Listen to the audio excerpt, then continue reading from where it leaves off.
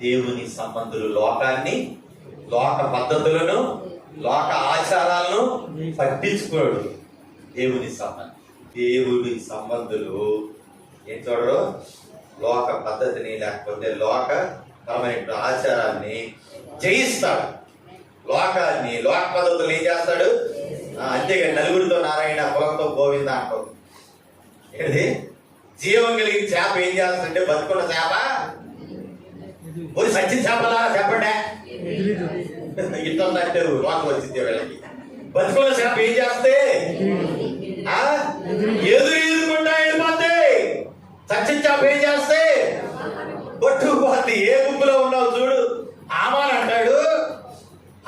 అంటాడు వీరి విధులు సకల జనుల విధులకు వేరుగా ఉన్నాయి. ఎస్తేరు గ్రంథం 3:8 తీసి చూసుకోండి, మీకు అర్థమైంది.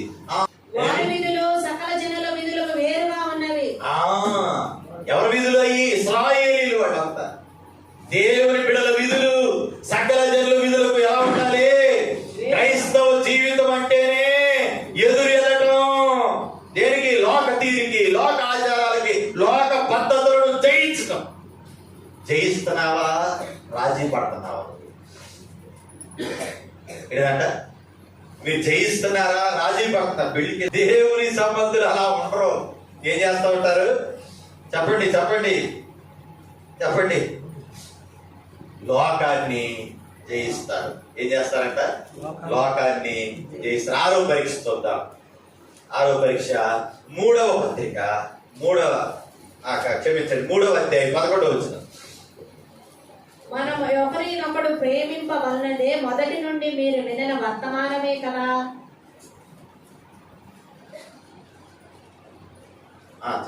మనము కయ్యూని వంటి వారమై ఉండరాదు. వాడు దుష్టుని సంబంధి అయి తన సహోదరిని చంపెను. వాడు తనని ఎందుకు చంపెను? తన క్రియలు చెడ్డవై తన సహోదరుని క్రియలు నీతి గలవై ఉన్నవి. చూడండి ఈ మాట ఎక్కడ చూడండి. మేలు చేసేవాడు దేవుని సంబంధి, కీడు చేసేవాడు మాట ఎక్కడ చూడండి.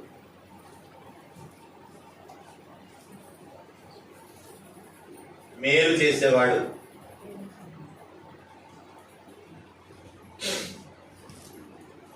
మీరు చదివారు అన్నారు కదా, అందుకు పరీక్ష. మేలు చేసేవాడు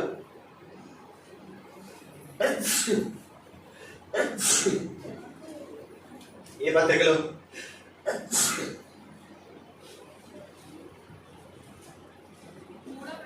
అది 3:11. 3వ పత్రిక 3:11. ఎవరు చెప్తారా? ప్రియుడా, కార్యములు కాక మంచి కార్యమును అనుసరించి నడుచుకును. మేలు చేయువాడు దేవుని సంబంధి, కీడు చేయువాడు దేవుని చూచిన వాడు కాడు. ఎవరంట? మేలు చేసేవాడు. ముగిస్తాను. మేలు చేసేవాడు ఎవరంట? దేవుని సంబంధి, కీడు చేసేవాడు దేవుని చూసిన వాడు కాడు. ఈ మేలు 4 యాంగిల్లో జరగాలి. మేలు అంట ఎన్ని యాంగిల్లో జరగాలి? మొదటిది, నాకు నేను మేలు చేసుకోవాలి. చెప్పండి. నాకు నేను మేలు చేసుకోవాలి. నా వల్ల కుటుంబానికి మేలు జరగాలి. వాణి, నా వల్ల నా వల్ల నా కుటుంబానికి మేలు కాదు. చెప్పండి. నీ వల్ల నీ సంఘానికి మేలు కలగాలి. నీ వల్ల సమాజానికి మేలు. నీ వల్ల నీకు మేలు జరగాలి, నీ వల్ల కుటుంబానికి మేలు జరగాలి, నీ వల్ల సంఘానికి మేలు జరగాలి, నీ వల్ల సమాజానికి మేలు జరగాలి. ప్రెసిడెంట్, ఈ 4 జరగాలి. మనం ఉన్న బతికి మేలు చేసేవాడు దేవుని సంబంధి. పిల్లలకి మంచి మార్కులు వస్తే మీ అమ్మ నాన్నకి మీరు మేలు చేసినట్టు. పిల్లకాయలు మీ చేతులు ఎత్తుట. పిల్లకాయలు ఎక్కడ ఉన్నారు? వాడు చేతులు ఎత్తుట. చదువుతూ ఉన్న వాళ్ళంతా పిల్లకాయలు మీ చేతులు ఎత్తుట. మీరు మంచి మార్కులు వస్తే మీరు మీ అమ్మా నాన్నకి ఏం చేసిన వాళ్ళు? అన్నిట్లో 2 మార్కులు వచ్చేసి స్కూల్లో, కాలేజీలో ఏంటంటే యూనివర్సిటీలో అన్నింటిలో కూడా 2 మార్కులు వచ్చి 0 వస్తే చెప్పండి, మీ తల్లిదండ్రులకు మీరు ఏం చేసినట్టు? కీడు చేస్తున్నారు.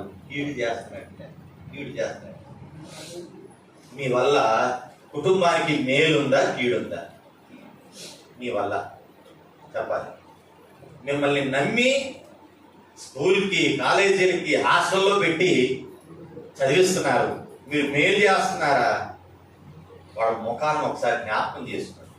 మీ తాత ముఖం చేసుకో, మీ అమ్మమ్మ ముఖం జ్ఞాపకం చేసుకో, మీ నాయనమ్మ ముఖం జ్ఞాపకం చేసుకో, మీ నాన్న ముఖం చూడు. రేయనక పగలనక కష్టపడి తెచ్చి ఇస్తా ఉంటే దాంతో నువ్వేం చేస్తున్నావు? నీ వల్ల మేలు జరగాలి. నీ కుటుంబానికి ఏం జరగాలి? ఎంత క్రిమినల్ మైండ్స్ గా తయారైపోతా ఉన్నాయంటే ఈరోజు మనం చూస్తున్నాం. హైదరాబాద్లో వాడు 10వ తరగతి చదవట్లేదు, 18 కోట్లు కొట్టేశాడు. నీ పిల్లలు ఎక్కడికి వెళ్తున్నారో నీకు తెలియాలి, నీ కూతురు ఎక్కడ ఉంటుందో నీకు తెలియాలి. అందుకే మన పిల్లలకి చెప్పే ఒక మంచి సాంప్రదాయం, మీకు సమయం ఉందా ఛార్జీలు లెక్కేసుకోబాకండి, వచ్చేయండి మందిరానికి. అవకాశం అక్కడే ఉందా అక్కడ అటెండ్ అయిపోండి, దేవుని సన్నిధికి వెళ్ళండి. అది అంటే ఏదో అల్లచల్లగా లలలా అనుకుని వెళ్ళిపోయి ఎగిరి గంతులు పెట్టేది కాదు. ఏదో ఒక గంట ఇల్లు వచ్చామని అడిగితే వెళ్తున్నావు మామయ్య అని చెప్పడానికి కాదు. విన్న వాక్యాన్ని బట్టి నీ మనస్సాక్షిని, అంతరాత్మని చెప్తుంది. నువ్వు దేవుడి సంబంధిగా ఉన్నావా, లోక సంబంధిగా ఉన్నావని దేవుడు నీతో మాట్లాడుతూ ఉన్నప్పుడు ఏం చేయాలంట? అప్పటిదాకా తెలియదండి వాళ్ళ అమ్మా నాన్న ఎవరు లోకానికి. వీడు ఏం చేశాడు ఈ దుర్మార్గుడు?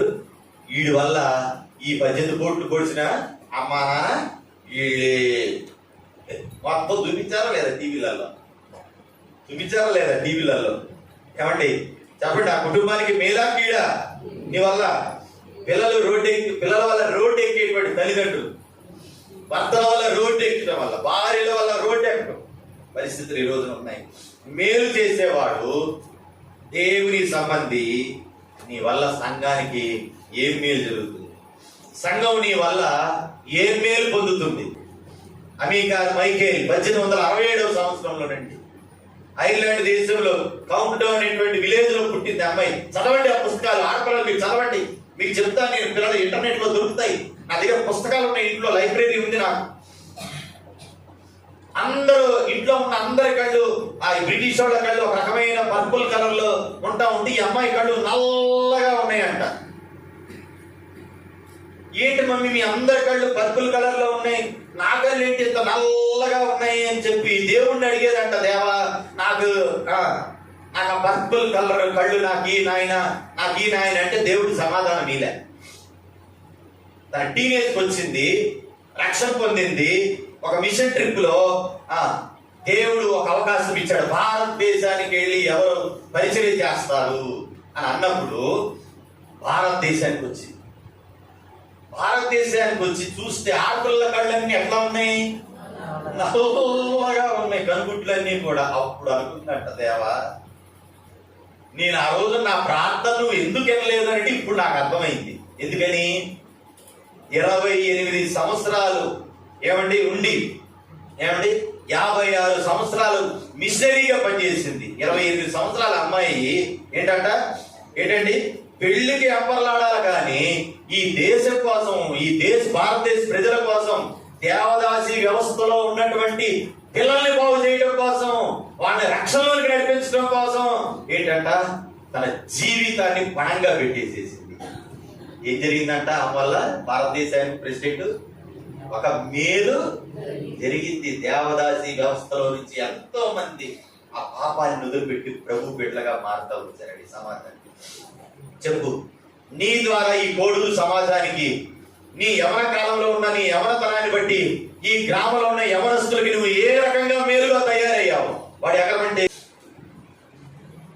చిన్నపిల్లలారా మీరు దేవుని సంబంధులు, మీలో ఉన్నవాడు లోకంలో ఉన్నవాని కంటే గొప్పవాడు కనుక మీరు వారిని జయించి ఉన్నారు.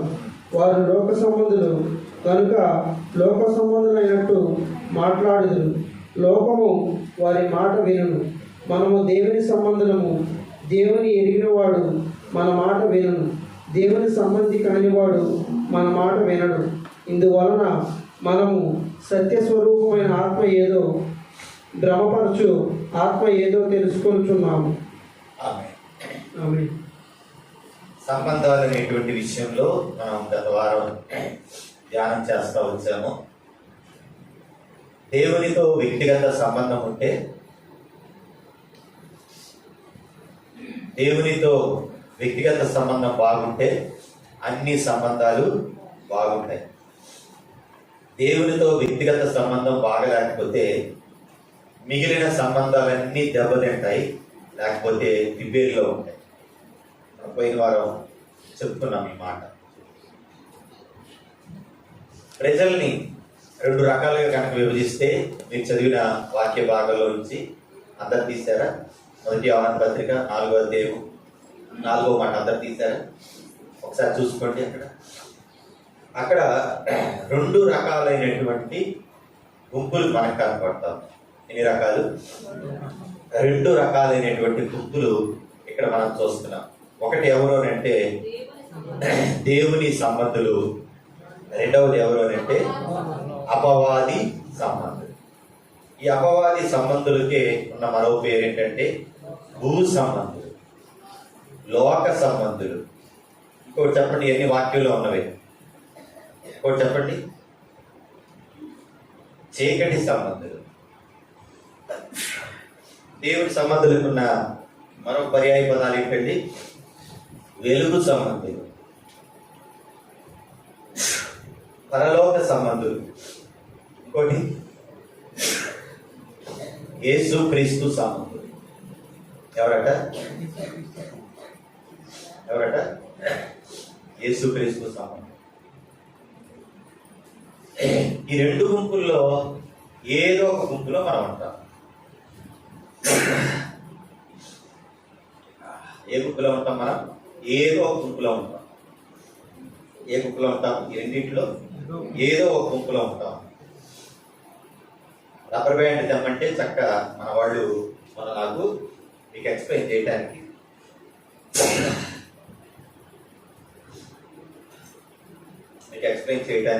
చక్కటి రబ్బర్ బ్యాండ్ ఇచ్చారు నా పిల్లలు. మీకు బాగా అర్థం అవ్వటానికి.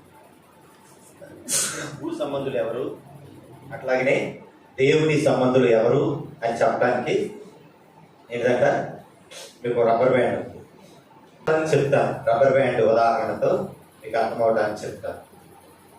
దేవుని ఎరిగిన తర్వాత పర సంబంధులు, దేవుని సంబంధులు యేసు ప్రభుని వారి సొంత రక్షగా అంగీకరించి ఏంటంటే దేవునితో సహవాసం చేస్తూ భూలోకంలో ఏం చేస్తుంటారు? వాళ్ళ ఉద్యోగాలు, వాళ్ళ చదువులు, వాళ్ళ వ్యాపారాలు, వాళ్ళ సంసారాలు అన్నీ చేసుకుంటారు. కానీ వీళ్ళ ఆలోచనలన్నీ ఎక్కడ ఉంటాయి? పర సంబంధంగానే ఉంటాయి. వీళ్ళు దేవుని సంబంధం. భూ సంబంధులు ఎవరంట? భూమి మీద ఉంటారు. ఏంటంట? వీళ్ళ ఆశలు, ఆలోచనలు ఎక్కడ ఉంటాయి? అంత భూమి మీదనే ఉంటాయి. ఆదివారం అలా వచ్చి టప్పున పడతా ఉంటారు. అలా వచ్చి ఆదివారం రోజున ఏం చేస్తూ ఉంటారు? అలా పరలోకాన్ని గురించి తెలుసుకొని మళ్ళా టప్పున భూలోకంలోనే ఉండిపోతూ ఉంటారు. ఇది మీకు చక్కగా అర్థమవుతుంది. సో ఈ రోజున పర సంబంధులు ఎక్కడ ఉంటారని అంటే చెప్పండి, పరలోకంలో ఉంటారు. భూ సంబంధులు ఎక్కడ ఉంటారని అంటే వాళ్ళ జీవితం ఇక్కడితోనే ఆగిపోతుంది. ఏమవుతుందంట? వాళ్ళ జీవితం ఇక్కడితోనే ఆగిపోతా ఉంది. దేవుడితో సంబంధం నేను కలిగి ఉన్నానా లేదా అనే దానికి కొన్ని రుజువులు ఉన్నాయంట వాక్యంలో. అందుకని బైబిల్ పండితులు చెప్పేది ఏంటంటే, ఎవరైనా ఒక వ్యక్తి రక్షించబడిన తర్వాత అన్ని సువార్తలు చదవటానికంటే ముందు ఏం చదవాలట? యోహాను 1వ పత్రిక, 2వ పత్రిక, ఈ యోహాను పత్రికలన్నీ ధ్యానం చేయాలి. రక్షణ పొందిన వెంటనే పెద్దయ్య గారి నామానికి చూడండి, ఎవ్వరూ మీరు తలకాయలు అటు ఇటు తిరిగేదానికే లేదు ఈ గంట సమయం కూడా. ఓకే, యోహాను 1వ పత్రిక, 2వ పత్రిక, 3వ పత్రిక మీరు చదివి వచ్చారు. మీకు అర్థమైంది విషయం. మీకు అర్థమైంది చదివితే దాంట్లో ఏముంది అని అంటే ఏముందంట, యోహాన్ గారు బైబిల్ గ్రంథంలో 5 పుస్తకాలు రాశాడు.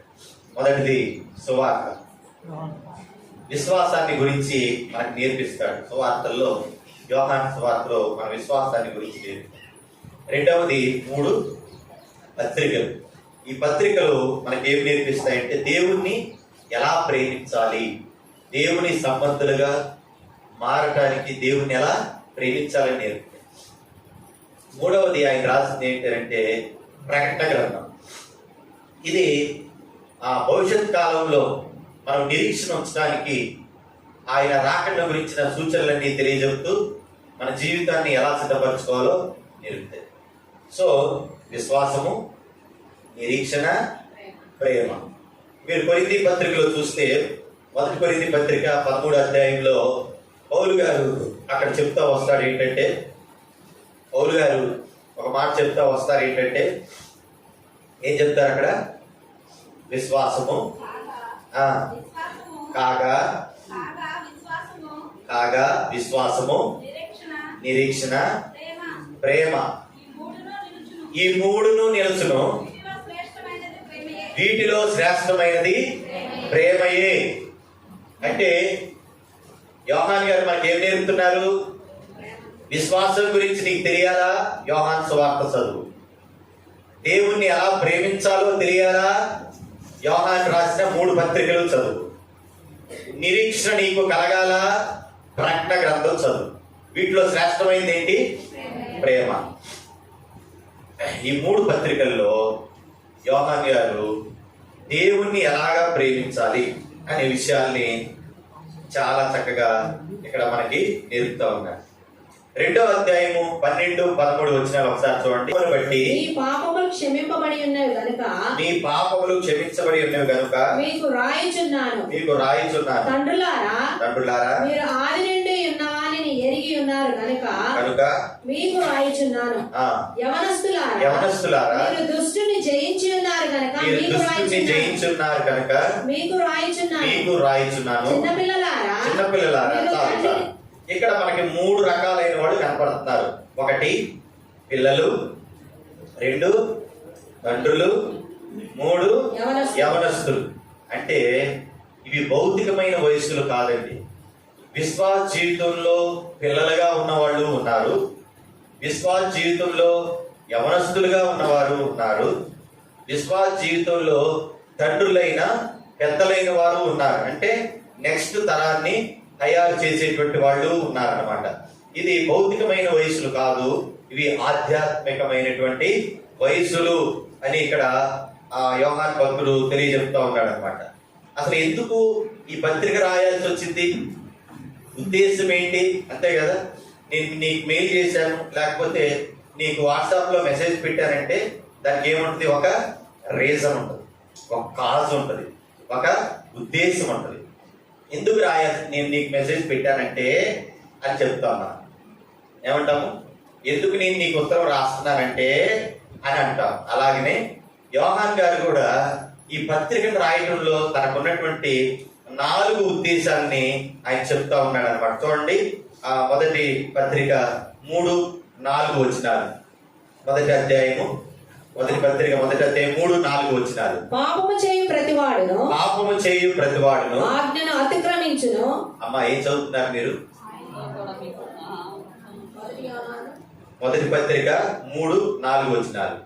మాతో కూడా మీకును సహవాసము కలుగునట్లు మేము చూచిన దానిని విన్న దానిని మీకును తెలియజేయుచున్నాము.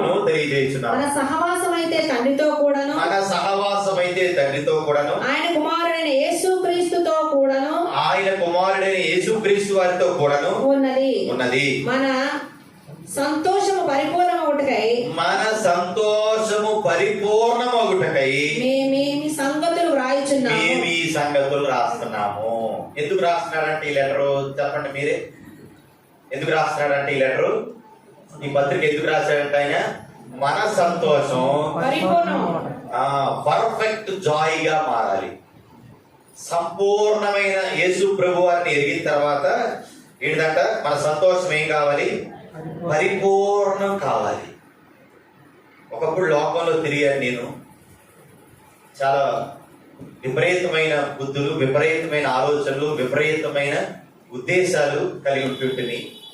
అప్పుడు సంతోషం లేదు.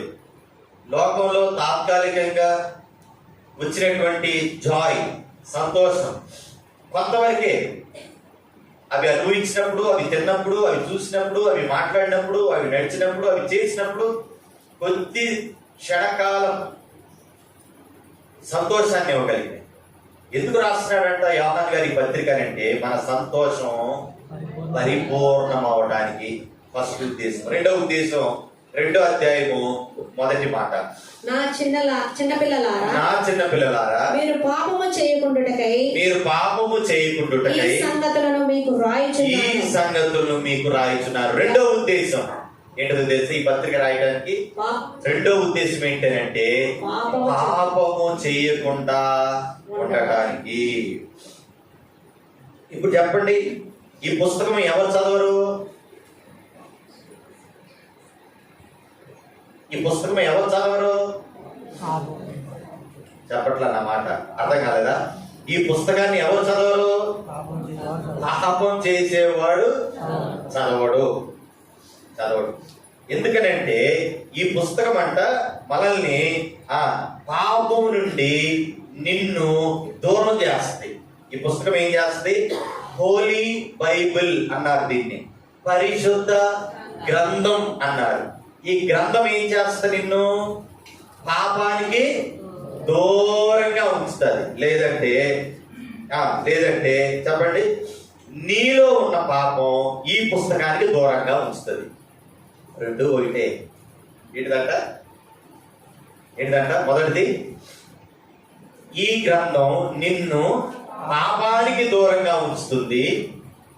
ఆర్ఎల్స్ నీలో ఉన్న పాపం ఈ గ్రంథానికి నిన్ను దూరంగా ఉంచుతుంది. ఎవరైనా బైబిల్ చదవట్లేదు అంటే అర్థం ఏంటి?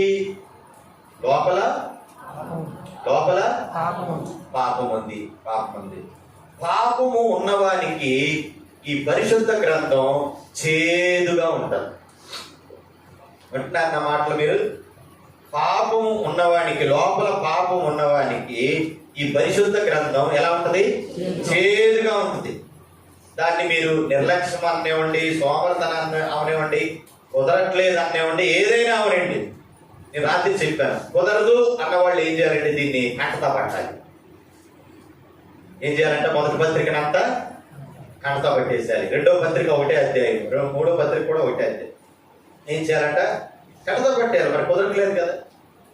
జైళ్లలో ఉండి శ్రమల మధ్య పత్రికలు రాస్తే తీరిగ్గా ఉండి దాన్ని చదవని వాడిని ఏమనాలి? ఒక దైవజనుడు ఒక పాస్టర్ల గ్రూప్ లో పెట్టాడు ఇదే మాట. ఆ రోజున భక్తులు ఎక్కడ రాశారు ఈ పత్రికలన్నీ?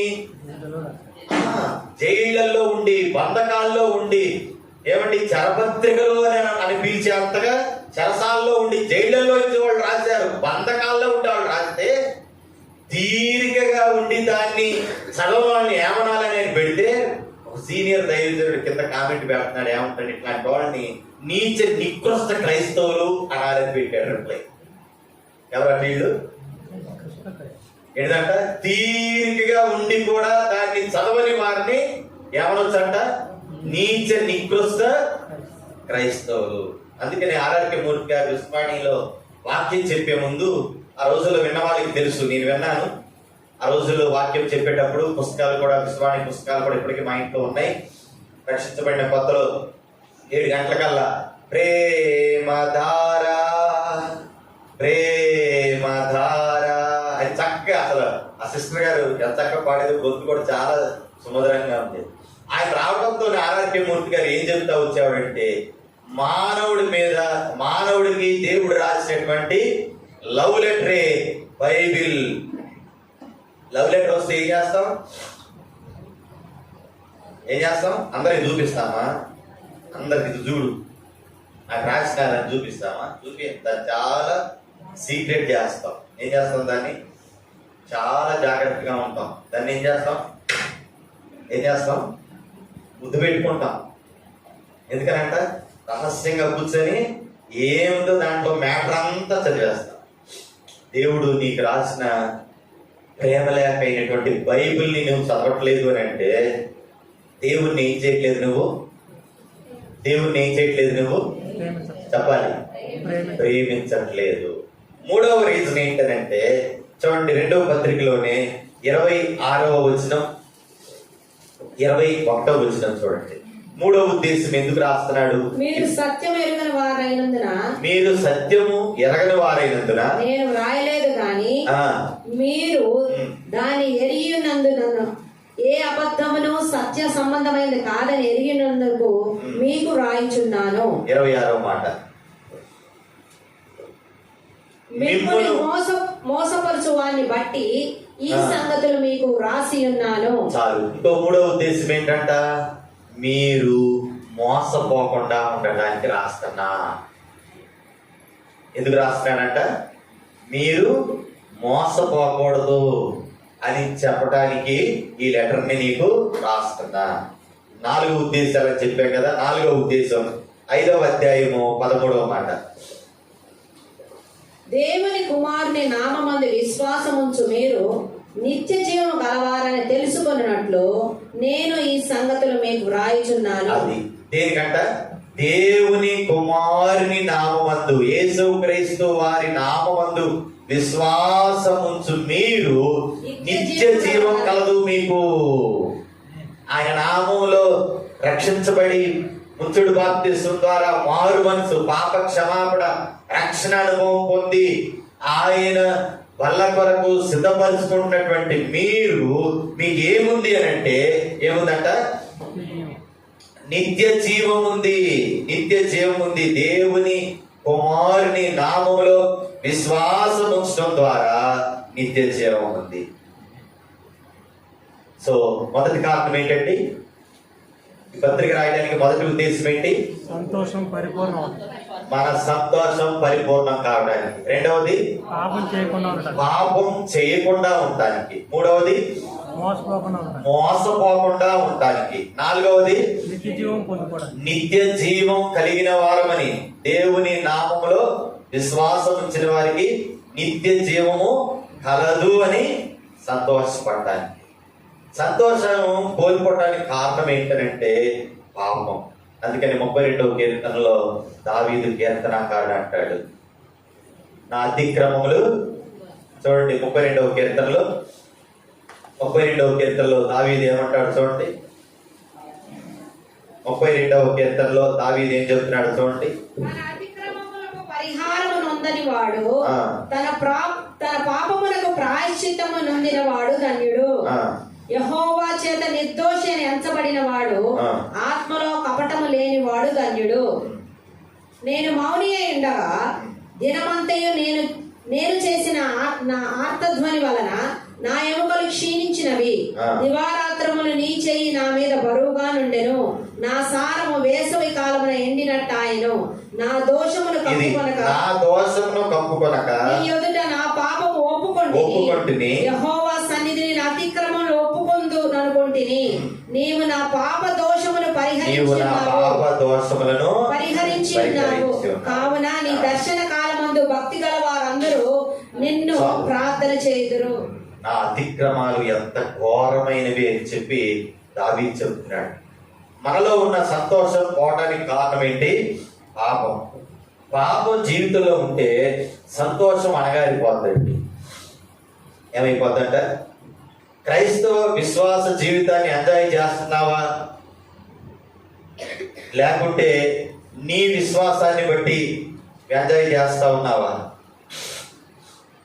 ఎందుకనంటే క్రైస్తవ విశ్వాస జీవితానికి కొన్ని పునాదులు ఉన్నాయి.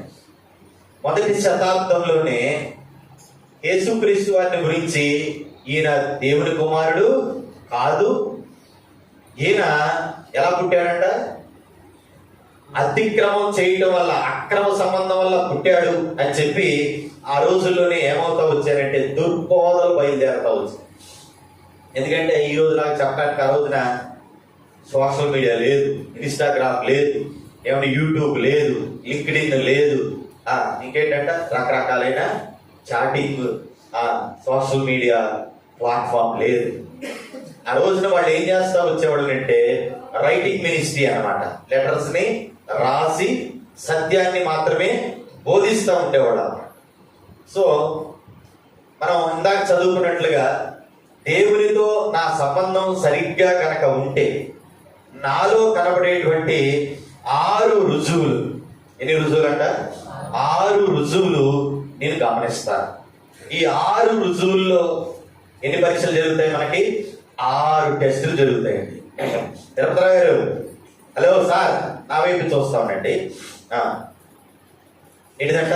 6 రుజువుల్లో నేను ఎవరి సంబంధిని అనేది తేలిపోతుంది. ఇందాక చదివాం 4వ అధ్యాయము 4, 5, 6 మాటల్లో చదివారు.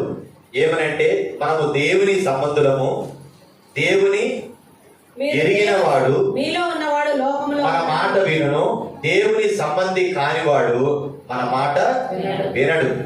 ఇందువలన మనం సత్యస్వరూపైన ఆత్మ ఏదో, భ్రమపరచు ఆత్మ ఏదో తెలుసుకుంటున్నాము. సో 6 టెస్టులు పెట్టుకుందామండి. ఏంటంటే మనకి దేవునితో సంబంధం ఉందో లేదో ఈ రోజు మనకు తేలిపోద్ది. ఇందాక నేను చెప్పాను ఎవరి సంబంధులు? ఒకటి అపవాది సంబంధులు, రెండవది దేవుని సంబంధులు. ఏదో ఒక దాంట్లో ఉంటారు. ఇక్కడ ఇంతమంది ఉన్నామా? ఇంతమంది మనం ఉన్నామా? ఈ 2 బ్యాచీల్లో, ఈ 2 వర్గాలైనటువంటి ప్రజల్లో ఏదో ఒక దాంట్లోనే మనం ఉంటాం. రెండిట్లో ఉండం.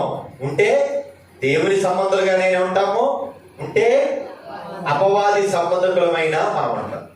రైట్? నేను దేవుని సంబంధిన కాదా అని తెలుసుకోవడానికి మనకు పరీక్ష కావాలి, అంతే కదా? బంగారానికి బంగారమా కాదా అని తెలుసుకోవడానికి పరీక్ష అవసరం, కానీ బొగ్గుకు దేనికి?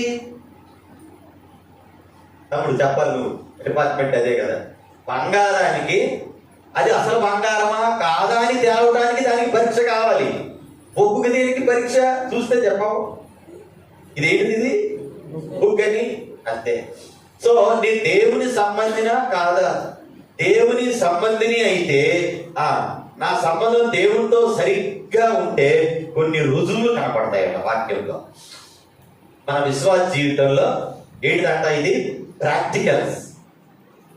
నా జీవితంలో, నా విశ్వాస జీవితంలో ఈ రుజువులు కనపడతాయంట. ఏంటి ఆ రుజువులు అంటే 6 రుజువులు ఉన్నాయి. ఈ రోజున కనుక దేవునితో నీకు సంబంధం లేకపోతే నువ్వు చాలా పెద్ద ప్రమాదంలో ఉన్నాయని తెలుసుకో.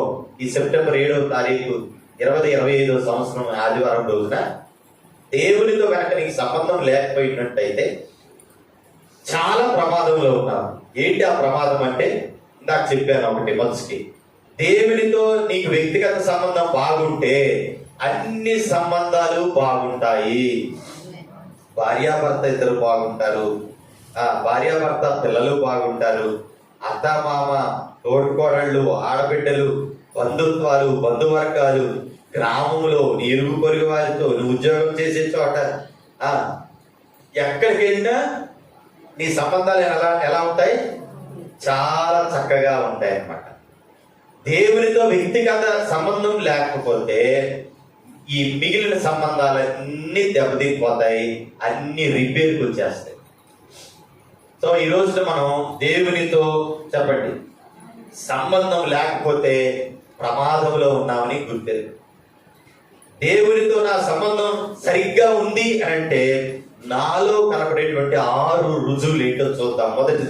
మొదటి యోహాను పత్రిక 4వ అధ్యాయము 2వ మాట. యేసుక్రీస్తు శరీరధారి అయి వచ్చనని ఏ ఆత్మ ఒప్పుకొనునో అది దేవుని సంబంధమైనది.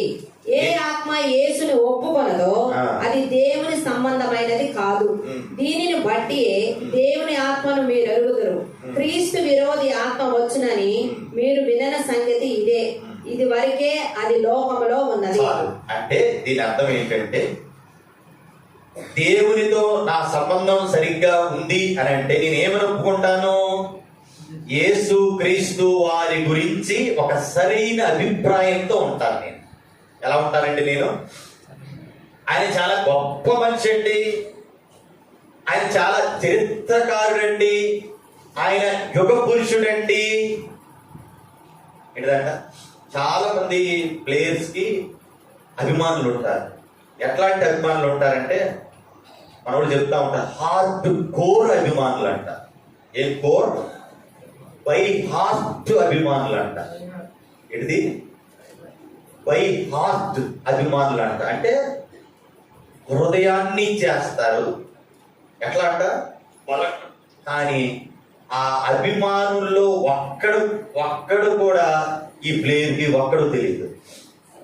కానీ వాడు మాట్లాడకపోయినా, వాడు పలకరించకపోయినా, వాడు ఇతని కోసం ఏం చేయకపోయినా ఏంటంటే ఏం చేస్తాం?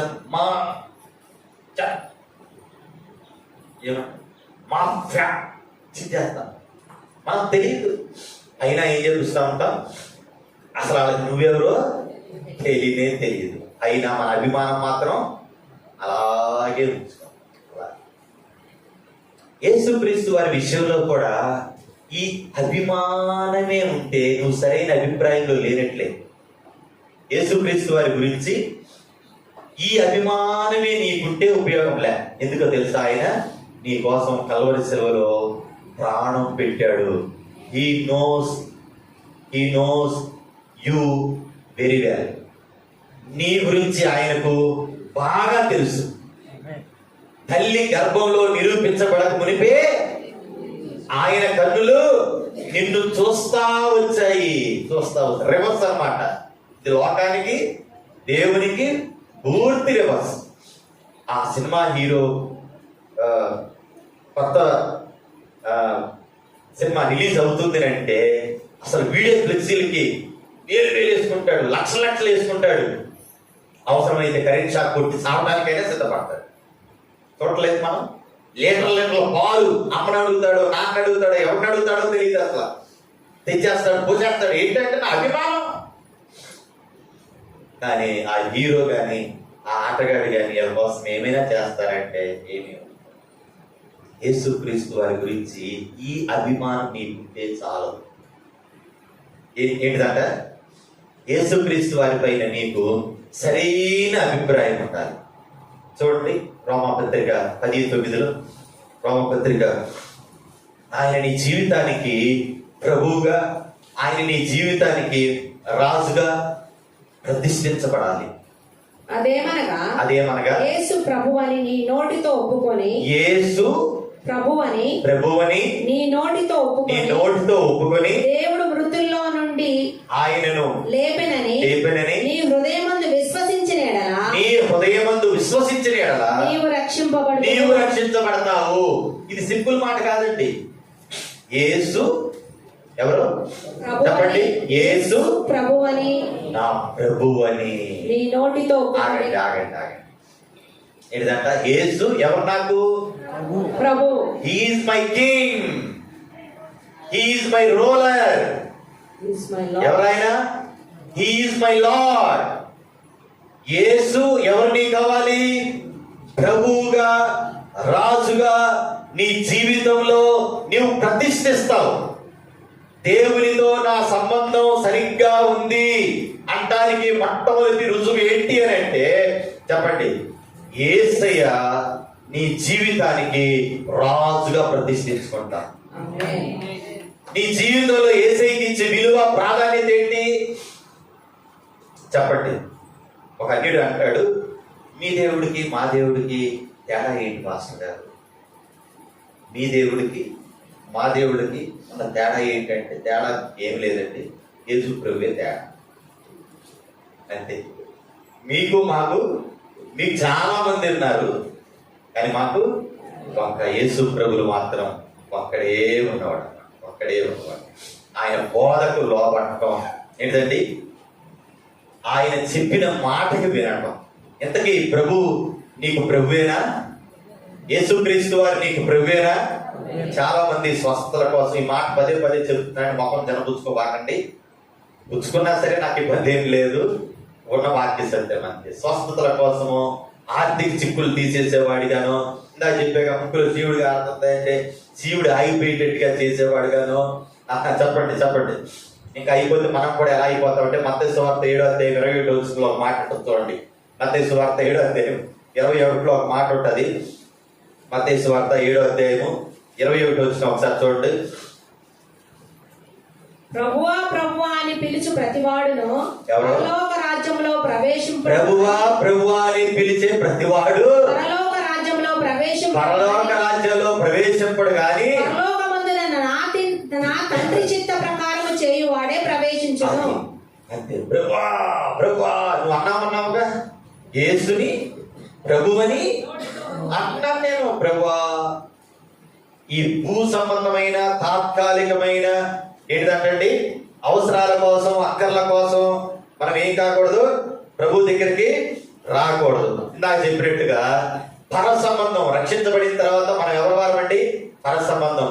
భూలోకంలో జీవిస్తూనే మనం పనులు చేసుకుంటాం అంతే. ఉద్యోగాలు, వ్యాపారాలు, సంసారాలు, పిల్లల చదువులు అన్ని అన్ని అన్ని చేసుకుంటాం. మరి ఎటు వెళ్ళిపోవాలి? మన ఆలోచన, మన తలంపులు, మన ఊహలన్నీ ఎటు వెళ్ళిపోవాలి? పైకే ఉండాలి, పై వైపే చూస్తూ ఉండాలి. చెప్పండి. నెక్స్ట్ యాస్ భూ సంబంధులు ఏంటంటే భూమి మీద భూమి మీద భూమి మీద భూమి మీదే అన్ని అక్కడే అక్కడే అక్కడక్కడే చూస్తారు.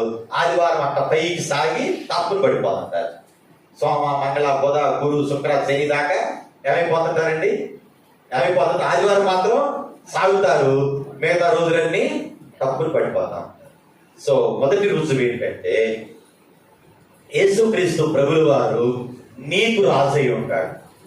యేసుక్రీస్తు ప్రభుల వారు నీకు ప్రభు అయి ఉంటాడు. నువ్వు దేవునితో సంబంధం కలిగిన వ్యక్తివైతే నీ జీవితం మీద అధికారిగా, నీ జీవితానికి రాజుగా ఎవరిని ప్రతిష్ఠిస్తావు అని అంటే సోకాల్డ్ సినిమా యాక్టర్ కాదు, సోకాల్డ్ రాజకీయ నాయకుడు కాదు, సోకాల్డ్ ఫేవరెట్ పాస్టర్ కాదు, సోకాల్డ్ నీ సంఘ విశ్వాసి కాదు, నీవు ప్రేమిస్తున్న వాళ్ళని కాదు. ఎవరు పెడతావు? నీ జీవితానికి రాజుగా, నీ జీవితానికి ప్రభువుగా ఎవరు ఉంటారు? ఉన్నాడా? రుజువులు అన్నమాట. ఒకసారి 6 పరీక్షల్లో మొదటి పరీక్షలో యేసుక్రీస్తు ప్రభుల వారు నా జీవితానికి రాజుగా నేను ప్రతిష్ఠించుకున్నానా? ఆయన అధికారానికి, ప్రభు అంటే మరి ఏముంటది? ఆయనకి ఒక రాజ్యం ఉంటది. చెప్పండి. ఆ రాజ్యానికి ఒక చిత్తం ఉంటది. అంతే కదా. ఇప్పుడు మనకేముంది? పరలోక రాజ్యం ఉంది, పరలోకానికి ఒక దర్శనం ఉంది. ఏ ఒక్కరు కూడా నశించిపోకూడదనే దర్శనం ఉంది పరలోకానికి. నశించిపోతున్న ఆత్మల కొరకై ఆక్రందన ఏ విశ్వాస జీవితంలో, ఏ సంఘంకి ఆ మోట ఉంటుందో ఆ సంఘంలో రాజుగా ప్రభు ఉన్నట్లే. ఏ సంఘములనైతే రోగాల మీద, స్వస్థతల మీద, అద్భుతాల మీద, ఆశ్చర్య కార్యాల మీదే భక్తిని కడతా ఉంటారో వారి సంఘాలలో రాజుగా ప్రభు ఉండడు. అవి చేస్తాడు, కానీ వాటి మీదనే నీ జీవితం కట్టబడకూడదు. ఎవరి మీద కట్టబడాలి? He is my king. ఈ మాట నాకు బాగా ఇష్టం. ప్రైవేట్ బగడాల గారు ఎక్కడ చూసి అంటుంటే నాకు ఆ రోజున అర్థం కాలేదు. అంతే కదా, మంచి ఉన్నప్పుడు అర్థం కాదు విలువ. He is my king అంటుంటే అర్థం కాదు. అంటే ఆయన అధికారానికి నేను లోబడుతున్నాను. రెండవ టెస్ట్ ఏంటంటే 4వ అధ్యాయము 6వ మాట. మనము దేవుని సంబంధులను, దేవుని ఎరిగిన వాడు మన మాట వినును, దేవుని సంబంధి కాని వాడు మన మాట వినడు. చాలు. నువ్వు దేవుని సంబంధమో కాదో తెలియజేసేది ఇదే అన్నమాట. ఏంటంట? ఏం చేస్తావు? నువ్వు మాట వింటావు. దేవుని సంబంధం ఏం చేస్తారంటన్నా? మాట వింటాడు. ఇక్కడ రెండు ఉన్నాయి. ఇక్కడ మన అని అంటే అపోస్తుల బోధ అన్నమాట. మన అంటే అపోస్తుల బోధ. అంటే అపోస్తుల బోధ అంటే వాళ్ళకి ఏమైనా బోధ ఉందా? ఏం లేదు, ప్రభు చెప్పిందే. ఏం బోధది? ప్రభు చెప్పిన బోధే. అందుకని మీరు చూడండి, ఆ యోహాను సువార్త 8వ అధ్యాయము 47వ వచనం చదవండి. మీరు కొంచెం స్పీడ్ గా తీయాలి, ఈరోజు రిఫరెన్స్ లేకపోతే. యోహాను సువార్త 8:47 తీయాలి. యోహాను సువార్త రాసుకుంటున్నారా? వాక్యం అంతా. దేవుని సంబంధి అయిన వాడు, దేవుని సంబంధి అయిన వాడు దేవుని మాట వినును. దేవుని మాట వినును. మీరు దేవుని సంబంధులు కారు కనుకనే, మీరు దేవుని సంబంధులు కారు కనుకనే మీరు వినరని చెప్పాను. మీరు వినరని. తేలిపోయింది. దేవుని సంబంధం ఏం చేస్తాడంట ప్రెసిడెంట్?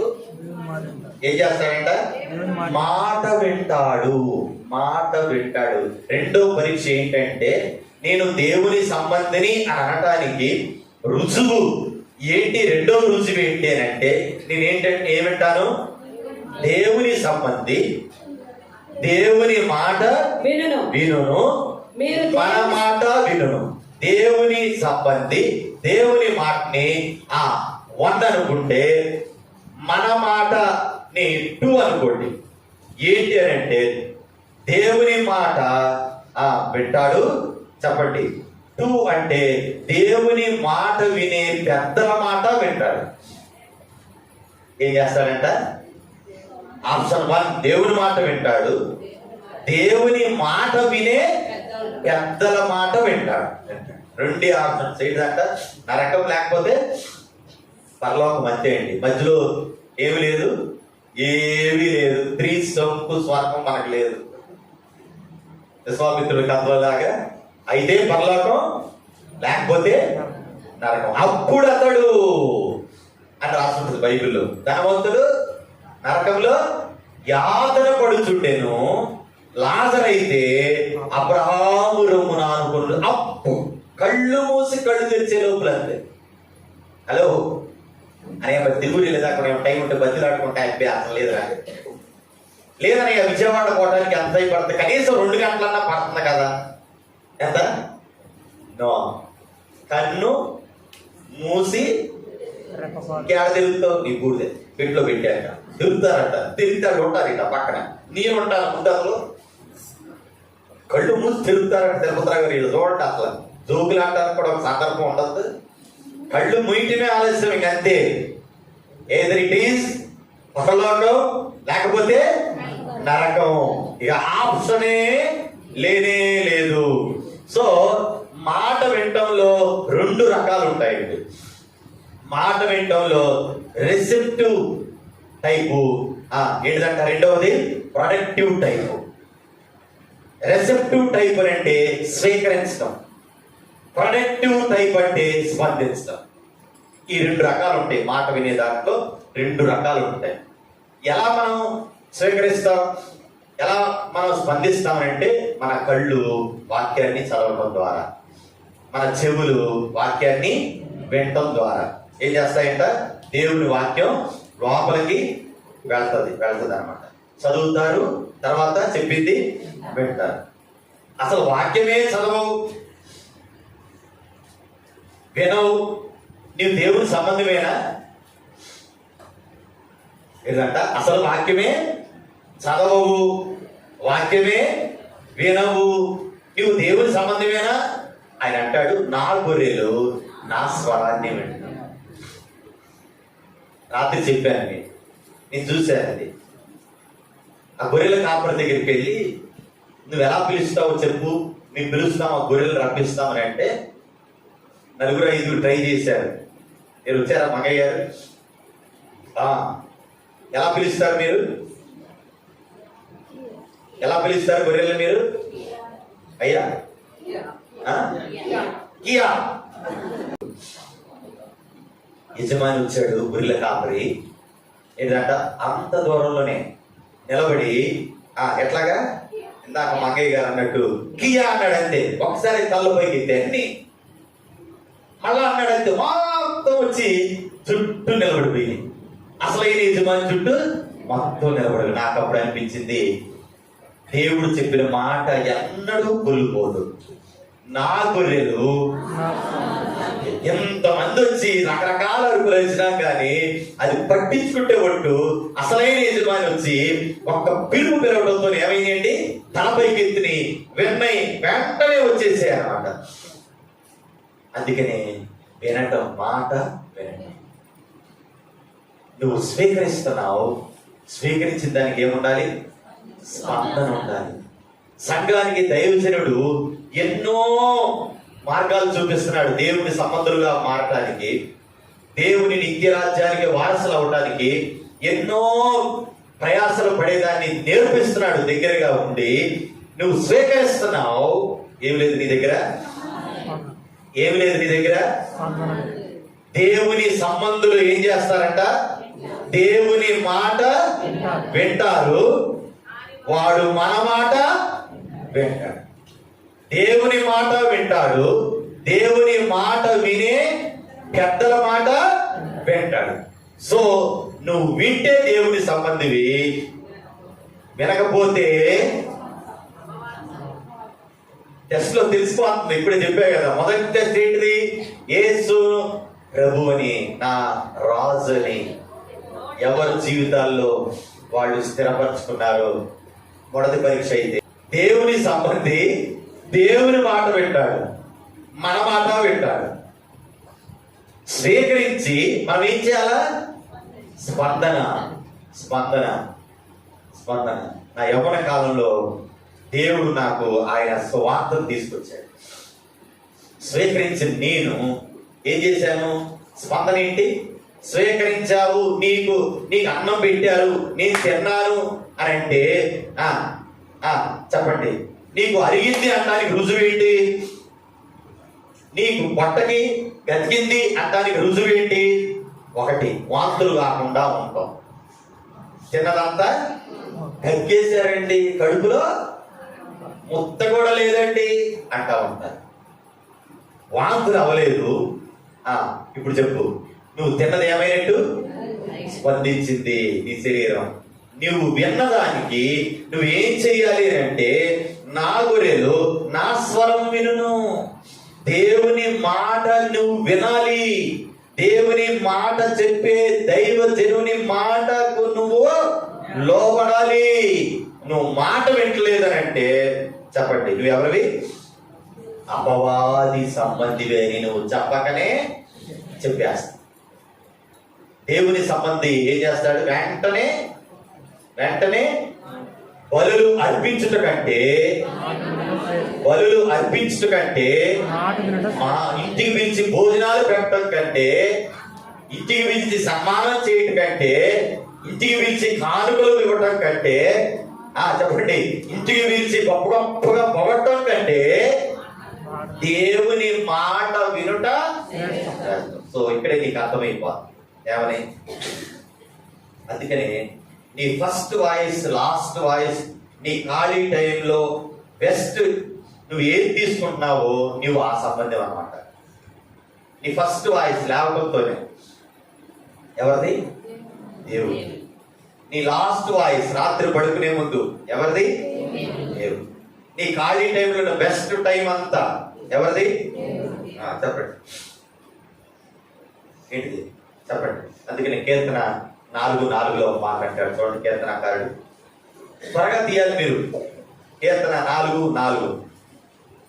భయము నుండి పాపము చేయకుడి, మీరు పడకల మీద ఉండగా మీ హృదయంలో ధ్యానం చేసుకొని ఊరకుండండి. అంతే. ఏం చేయాలి? What is your first thought? What is your last thought? What is your best time? నీ ఖాళీ టైంలో బెస్ట్ టైం ఏం తీసుకుంటున్నావో, నువ్వు భూ సంబంధివా దేవుని సంబంధివా తెలిపేది ఆ పరీక్షే. స్వీకరించి స్పందించు. హలో, ఎన్నిసార్లు చెప్పాలరా నీకు? వినపట్టలేదా అంటాడు కొడుకుని చూసి. ఎందుకని? ఎంటన్నాడు, ఏం చేయట్లాడు? స్పందించట్లేదు. నీకే రా చెప్పేది అంటాడు. ఏం చెప్తాడు? గురించి స్వరం పెంచి చెప్పండి. ఈ స్పందించడమే ప్రొడక్టివ్ టైప్ అన్నమాట. ఏమవుతుంది? ఈ స్పందించే వాక్యం విన్న తర్వాత, దేవుని మాట విన్న తర్వాత నీ స్పందన ఏమిటి? ప్రభు ఈరోజు అడుగుతా ఉంటాడు. చర్చికి వచ్చి చక్కగా వాక్యం రాస్తాం, చెప్పండి. తర్వాత ఏమీ ఉండదు. ఇంటికి వెళ్ళిన తర్వాత అసలు ఏం చెప్పారు ఈరోజు? 6 పరీక్షలు నేను దేవుని సంబంధం కాదు అని ప్రభువు నాకు నేర్పిస్తే అన్ని రాసుకున్నాను. ఇంటికి వెళ్ళిన తర్వాత దాన్ని ఒక్కసారి కూడా తెలుపం. మాట విన్నాక క్రియారూపకమైన క్రియ చూపించాలి. అప్పుడే నువ్వు మాట విన్నావు అంటానికి రుజువు. మొన్న వారం చెప్పాను, ఎవరికి ఫోన్లు చేయము, తెల్లవారుజామున ప్రార్థనలకు రండి. చెప్పానా ప్రెసిడెంట్? తెలుగులోనే రాలా. మన వారమే చెప్పారు, తెల్లవారు పొద్దున్నే పని ఉంటది ఇక్కడ, మీ ఇళ్ళ దగ్గర ఖాళీ చాలా మంది పురుషులు మీ పిల్లలు ఉంటున్నారు, కొంచెం పరిచర్య చేయడానికి రండి అని చెప్పాను. రాలా. విన్నోళ్ళు రాలా. దీని అర్థం ఏంటి? క్రియారూపకమైన స్పందన లేనప్పుడు నువ్వు విన్నావు అంటానికి రుజువు లేదు. ఇంకా ముందే మాకు అన్నమే తినబుద్ధి కాలేదయ్యా, మీ ఆవేదన, మీ ఆక్రందన, మీరు డబ్బులు ఆశించి మమ్మల్ని ఇచ్చేస్తున్నారా, డబ్బులు ఇమ్మంటున్నారా, బతిరే కదా మీరు కోరుతున్నారు, చెప్పిన మాటే కదా మీరు వింటున్నారు. మీరే కనుక కోడూరులో ఉంటే నిన్ను అసలు ఖాళీగా ఉండి ఇచ్చేవాళ్ళమే కాదు, కొత్తగా పిలిచి ప్రార్థన పెట్టించుకునే వాళ్ళం, మా ఇంట్లో కొత్తగా మా ఇంట్లో ప్రార్థన జరగాలని చెప్పుకునేవాళ్ళం అని చెబుతుంది. పొద్దున ప్రెసిడెంట్ ఆమె చెబుతుందిరా, నాకు పట్టుకుంటే ఏమవుతుంది? మాట తింటే ఏం చేస్తావు? పొద్దున్నే చెప్పాడుగా, మనిషికో మాట కొడుకో దెబ్బ అని అన్నారు కదా అయ్యా. ఇక్కడే అర్థమైపోతుంది, మన దేవుని సంబంధులమా, లోక సంబంధులమా, భూ సంబంధులమా, ఎక్కడ తెలియపోతుంది? నీ అంతరాత్మ నీకు చెప్పిన దానికి నువ్వు చెప్పుకో సమాధానం. ఈ రోజు నీ వాక్యం ఏంటంటే, నేను భూ సంబంధినా, నేను దేవుని సంబంధినా అని ఒక్కసారి నీ అంతరాత్మ చేసుకొని ఒక్క మాట ఒకసారి అడిగితే నీకే నీ అంతరాత్మ చెప్తుంది. మూడవ పరీక్ష చూడండి, మొదటి యోహాను పత్రిక 5వ అధ్యాయము 18వ మాట. 5వ అధ్యాయము దేవుని మూలంగా పుట్టి ఉన్నవాడెవడును పాపము చేయడని ఎరుగుదుము. దేవుని మూలముగా పుట్టిన వాడు తను భద్రము చేసుకొనును గనుక దుష్టుడు వాని ముట్టడు. చూడండి 3వ అధ్యాయం 10వ వచనం కూడా చూడండి, 3:10 కూడా చూడండి. దేవుని కుమారి యందు విశ్వాసం ఉంచువాడు తనలోనే ఈ సాక్ష్యము కలిగి ఉన్నాడు. 3:10 మొదటి యోహాను పత్రిక 3:10. దీనిని బట్టి దేవుని పిల్లలెవరో అపవాది పిల్లలెవరో తేటపడును. నీతిని జరిగించని ప్రతి వాడును, తన సహోదరుని ప్రేమింపని ప్రతి వాడును దేవుని సంబంధులు కారు. అది ఈ రెండు మాటలు మీరు చక్కగా రాసుకోవాలి. ఈ మాటలు తర్వాత ధ్యానిస్తారు.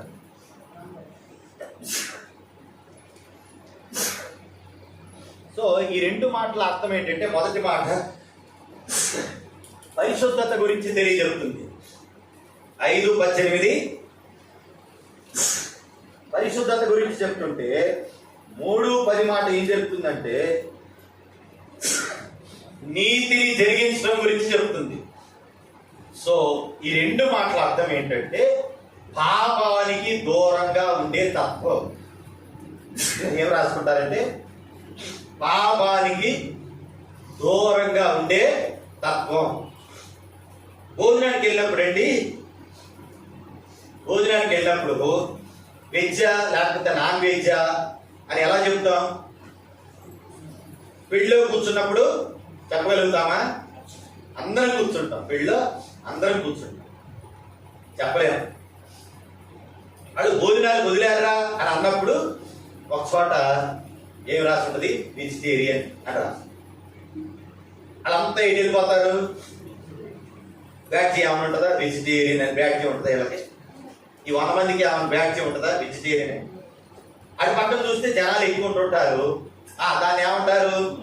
నాన్ వెజిటేరియన్ అంటారు. ఏమైనా బ్యాడ్జీ ఉంటుందా నాన్ వెజిటేరియన్ అని? బ్యాడ్జీ ఏమి ఉంటుంది. ఏ పక్క వాళ్ళు ఆ పక్కకి వెళ్ళిపోతారు. ఒక వ్యక్తి పాపం వైపు వెళుతున్నాడు, ఒక వ్యక్తి పరిశుద్ధత వైపు వెళుతున్నాడు అంటే తేలిపోద్ది ఎవరు ఏ సంబంధం. అర్థమైంది నా మాట? నిజమా?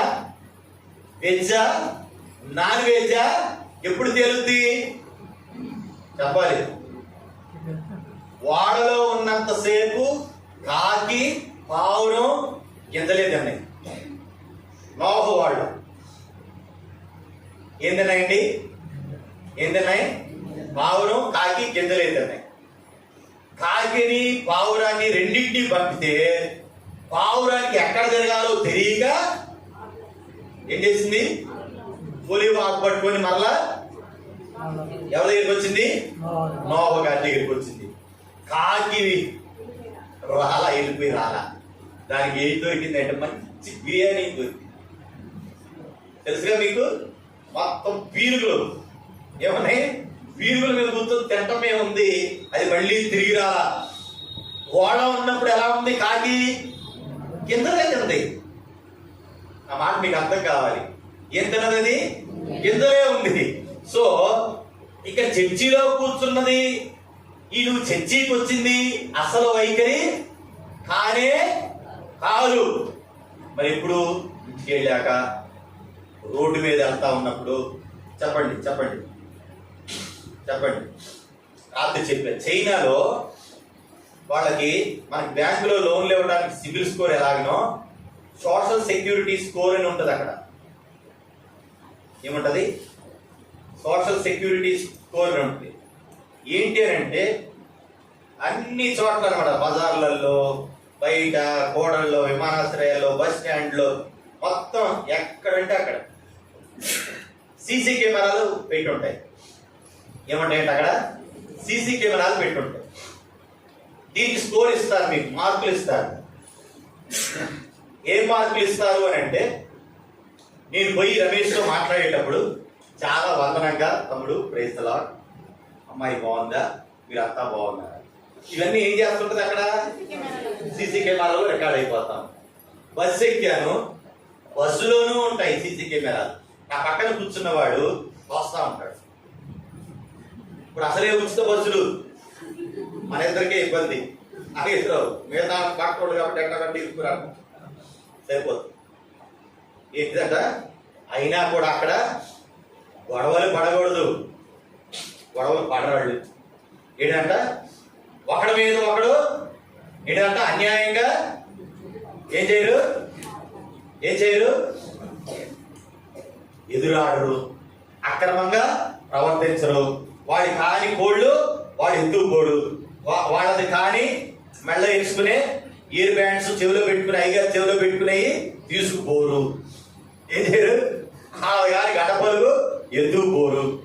చెప్పండి, వాళ్ళ కాని బైక్ టచ్ చేయరు. ఎందుకని, మొత్తం సీసీ కెమెరా రికార్డ్ అయ్యి వీళ్ళకు స్కోర్ ఇస్తుంది.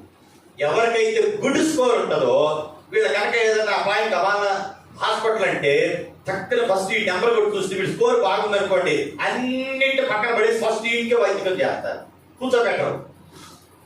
ఉద్యోగాల్లో కూడా అంతే, ఎవరికి బాగా స్కోర్ ఉందనుకో వాడికి ఉద్యోగం ఇచ్చేస్తారు. ఆ మాట మీకు అర్థమైందండి? హలో, ఇక్కడ నువ్వు చర్చిలో కూర్చున్నది వైఖరి అసలు వైఖరి కాదు. నువ్వు ఇంటి దగ్గర చూపిస్తున్నావే, భార్య దగ్గర చూపిస్తున్నావే, భర్త దగ్గర చూపిస్తున్నావే, అమ్మా నాన్నల దగ్గర చూపిస్తున్నావే, నీ ఇరుగు పొరుగు వారితో చూపిస్తున్నావే, నీ బజార్లో ఉండే వారితో నీ వైఖరి చూపిస్తున్నావే, అసలు వైఖరి అది. ఏంటంట, కాకి పావురం కూడా ఏంటన్నాయి అక్కడ, తిరిగి వచ్చింది మళ్ళీ వదిలిపెడితే తిరిగిరా. ఇంటర్నెట్ ఫుల్ స్పీడ్ లో ఉన్నప్పుడు, ఒక్కళ్ళే గదిలో ఉన్నప్పుడు నువ్వు చూసేవి నువ్వు దేవుని సంబంధివా అపవాది సంబంధివా తెలియజెప్పేస్తాయి. ఏంటంట ఈ మందిర వాతావరణం వేరు. చెప్పండి ఈ బయట నువ్వు ఉండే వాతావరణం వేరు. చర్చి ఒక వాడ లాంటిది అనమాట. పావురం కాకి రెండు ఎట్లుంటాయి ఇక్కడ. ఎంత మర్యాద కూర్చున్నారో చూడ, ఎంత బుద్ధిమంతులా కూర్చున్నారో చూడ, అంటారు. ఎంత అసలు ఏమీ అరగని ఎల్లిపాయలా కూర్చున్నారు. దొంపలో పెడితే దొల్లుకుని పోయిందా, ఏమీ అరగని ఎల్లిపాయలాగా కూర్చొని ఉంటారు. వెన్ యు ఆర్ ఎలోన్, నువ్వు ఒంటరిగా ఉన్నప్పుడు, నువ్వు ఏకాంతంలో ఒక్కడివే ఉన్నప్పుడు, ఏంటంట నీ ఇంటర్నెట్ ఫుల్ స్పీడ్లో ఉన్నప్పుడు నువ్వు అక్కడవే ఏం చూస్తున్నావు, నువ్వు అక్కడవే ఏం చాటింగ్ చేస్తున్నావు, నువ్వు అక్కడవే ఏమి మాట్లాడుతున్నావు, అది నీ అసలైన వైఖరి. ఏంటంటే అక్కడ తెలుస్తుంది నువ్వు దేవుని సంబంధివా. చెప్పండి, కురియనేటువంటి ఒక భక్తుడు ఏమనుకున్నాడంటే, నా భార్య పిల్లలు లేకుండా నేను ఇంటర్నెట్ జోలికి పోను.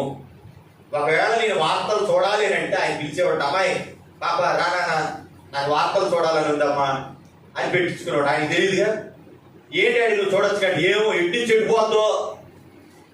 ఏడుదంట వీడు వాక్యం చేయాలని అంటుంటాడు. ఏంటంట ఎడ్డి చెడిపోతావు, నువ్వు పక్కన ఉంటావు కాబట్టి డాడీ ఈ ఛాన్స్ నుంచి ఏదోలోకి అది మారిపోతుంది అని చెప్పి నువ్వు నన్ను చెప్తావు కాబట్టి చెప్పండి. ఎందుకు ఇవన్నీ అని అంటే పరిశుద్ధతను కాపాడుకోవటానికి. నేను పోయినసారి మీకు చెప్పాను 3:3:3. ఎవరితో ఏంటంట ఒక ఎన్ని మాటలు? 3 మాటలు. మూడోది మూడో మనిషి మూడో వ్యక్తి ఉండాలి. ఎవరు ఉండాలా? నీతో పాటు ఎవరు ఉండాలా? మూడో వ్యక్తి ఉండాలి. నువ్వు పాపంలో పడకూడదు. పరిశుద్ధతను కాపాడుకోవటానికి ఏంటంట ఏం చేయాలి? అదేంటో ఫోన్ రాగా హలో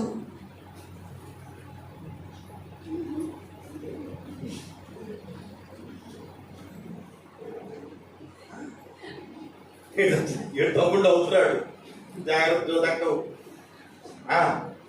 అతడే బయటికి ఫోన్ రావడంతోనే. అదేంటో ఫోన్ రావడంతోనే ఈ దరిద్రం ఈ మధ్య పెళ్ళైన వాళ్ళకే ఎక్కువ పట్టింది. నేను ఉన్నమో కూడా సరిపోట్లా, సబ్బి డబ్బాల్లో వేయటం, సబ్బి ఇద్దరు కలిసి ఊపిరి ఆడకుండా చంపటం, ఆడవాళ్ళకి పట్టింది ఈ దెయ్యం. ఇప్పుడు ఏమిటంట ఉన్నమ్మ కూడా ఆడట్లా. మీరు దేవుడు సంబంధులా చెప్పండి? భద్రం చేసుకునేవాడు అలాగే ఉంటాడా? దేవుని సంబంధి పరిశుద్ధత కొరకు ప్రయాసపడతా ఉంటాడు. ఏం చేస్తా ఉంటాడు దేవుని సంబంధి? పరిశుద్ధత కొరకు. పరిశుద్ధత అనేది పాపం నుండి ప్రభు వైపు సాగించేటువంటి ప్రయాణం. ఉదాహరణకి ఈ గోడ ఉందండి, ఇది పాపం, ఇది ప్రభు. ఈ గోడ పాపం అనుకోండి. రక్షణ పొంది బాప్తిస్మం పొందిన తర్వాత ఏం చేస్తాం? అక్కడ ప్రయాణం మొదలుపెట్టి చెప్పండి, ఈ గోడ నుంచి ఈ గోడకు రావాలి, అంతే కదా? ఆదివారం నాడు అక్కడ ప్రయాణం మొదలుపెట్టి సోమవారం, మంగళవారం, బుధవారం, గురువారం, శనివారం అక్కడక్కడే తిరిగి మళ్ళీ అక్కడికి పోతాడు. అక్కడికి ఏంటంట పరుగు ప్రయాణం మొదలుపెట్టి నువ్వు ఏం చేయాలి? పరిశుద్ధతలో ఎంతవరకు వచ్చాను, ఈ గోడకి ఎంత దగ్గరగా నేను వచ్చాను, నా మాట అర్థమవుతుందా? ఈ గోడ నుండి ఈ గోడ ప్రయాణాన్ని సాగించిన నేను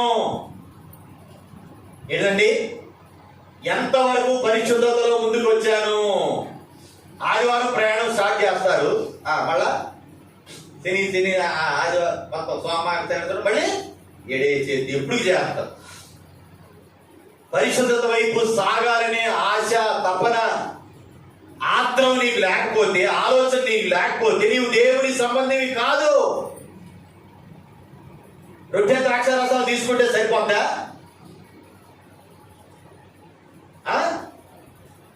వచ్చేసాం మనం అందరం, ఇస్తున్నారు కదా, తీసేసుకుందాం అంటే సరిపోద్దా? దైవజనులైనటువంటి పరిశుద్ధ భక్తులు ఏం రాశారో తెలుసా? పాడండి అమ్మ పాట. చక్కని పాట రాస్తా వచ్చారు దైవజనులు. దేవరాజు గారు యూ మినిస్ట్రీలో యూత్ మధ్యలో పరిచయం చేసినటువంటి గొప్ప దైవజనులు. ఆయన ఒక చక్కని పాట రాస్తా వచ్చారు. అమ్మ మీరు సద్యలో నేను ముందుకు వెళ్ళిపోతాను, మీరు పాడతారా? పాడతాయి అంతే.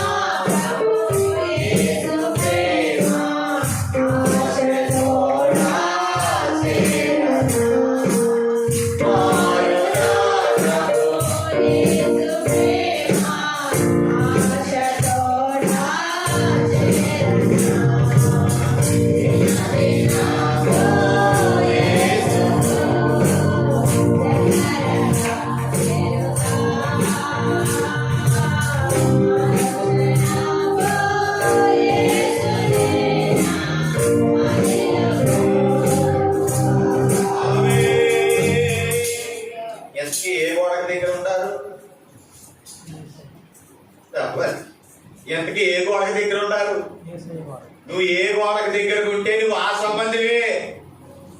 పాప నీ గోడకు దగ్గరగా ఉన్నావు అనుకో, నీవు లోక సంబంధివి. యేసుక్రీస్తు ప్రభుల వారు నీ గోడకు దగ్గరగా ఉన్నావంటే నువ్వు దేవుని సంబంధివి. మనకి 2 నెస్లు ఉంటాయి. కాఫీ కాదు, నెస్ కాఫీ కాదు. హ్యాపీనెస్, రెండవది హోలీనెస్. హ్యాపీనెస్, నా మనసు ఏం కోరుకుంటుంది? హ్యాపీనెస్. హ్యాపీగా ఉండాలి, హ్యాపీగా ఉండాలి. నాకు రిస్ట్రిక్షన్స్ ఏముండకూడదు. ఏముండకూడదు? నాకు అలా చెయ్యి, ఇలా చెయ్యి, అది చెప్పు, ఇది చెయ్యి, అక్కడికి పోయి ఎక్కడికి ఏమి ఉండకూడదు. నాకు నా మనసు ఏం కోరుకుంటుంది? No restrictions at all. నాకు ఏ రిస్ట్రిక్షన్స్ నా మీద ఉండకూడదు. దేవుని మనసు ఏం కోరుతానంటే హోలీనెస్ కోరుతాడు. ఏం కోరుతుంది? నీ మనస్సు ఆ దేవుని మనసుతో ఏకమైతేనే నీవు దేవుని సంబంధం అవుతావు. నా మాట మీకు అర్థం కావాలి. నీ హ్యాపీనెస్లన్నీ ఏం చేసుకోవాలి? దేవుని మనస్సుతో ఏకం చేసుకోవాలి. అందుకే నేను మొదట మీకు చెప్పా, పాపం చేసేవాడికి ఈ పరిశుద్ధ గ్రంథం చేదుగా ఉంటుంది. అసలు వాక్యం చదివామంటే చదవలేదు, కడదా పట్టావా పట్టలేదు, చదువుకొని వచ్చారా ఈరోజు 3 పత్రికలు అంటే చదవలేదు, చేదు. ఎందుకు? ఏంటంట? ఈ గ్రంథం పాపానికి నన్ను దూరంగా ఉంచుతుంది. ఆర్ఎల్స్ నాలో ఉన్న పాపం ఈ గ్రంథానికి నన్ను దూరంగా ఉంచుతుంది. కాబట్టి నేను దీన్ని పట్టుకోలేపాలి.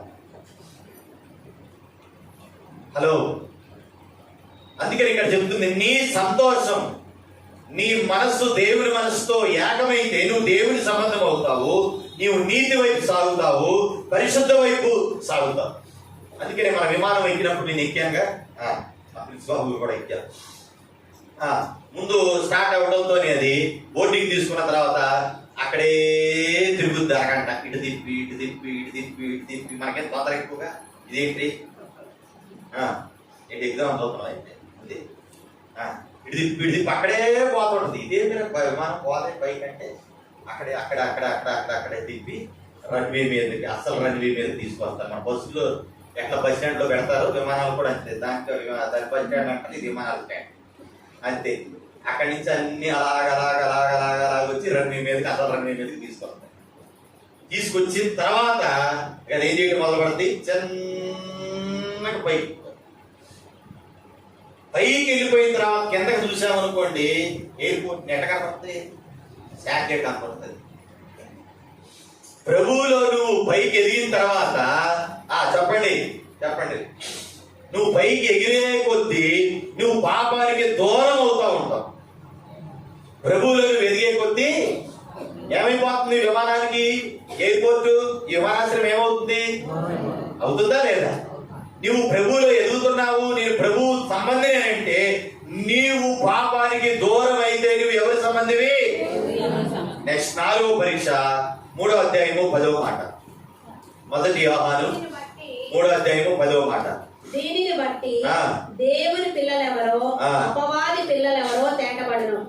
నీతిని జరిగించని ప్రతి వాడును, తన సహోదరుని ప్రేమింపని ప్రతి వాడును దేవుని సంబంధులు కారు. చాలు. ఏంటంట? తన సహోదరుని ప్రేమింపని ప్రతి వాడు దేవుని సంబంధి కాదు. 2 పదాలు ఉన్నాయి మనకి, లైక్ వేరు, లవ్ వేరు. ఏంటిదంట? మనుషుల్ని మనం ఏం చేయాలా?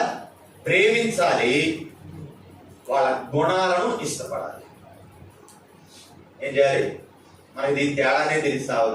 అది కొద్దిగా చూసి కన్నెట్టు అన్నట్టే చాలు, మొత్తం పక్కా చింపుకొని, డాయ చింపుకొని, క్రాపులు రకరకాలుగా మార్చేసి లేనిపోని వయ్యారాలు వంకలన్నీ వచ్చేస్తాయి. అయ్యారు ఎవడో పిల్లడు కొద్దిగా ఎర్రగా పొరగా ఉండడు ఇట్లా అన్నాడంటే చాలు, దీనికి బయట దీని మీద సున్ని వేయడం మానేసింది. ఇక ఇది సున్నీలు వేసుకోవాలి మనం. ఈ సున్ని అయితే పనికి లైక్ వేరు, లవ్ వేరు.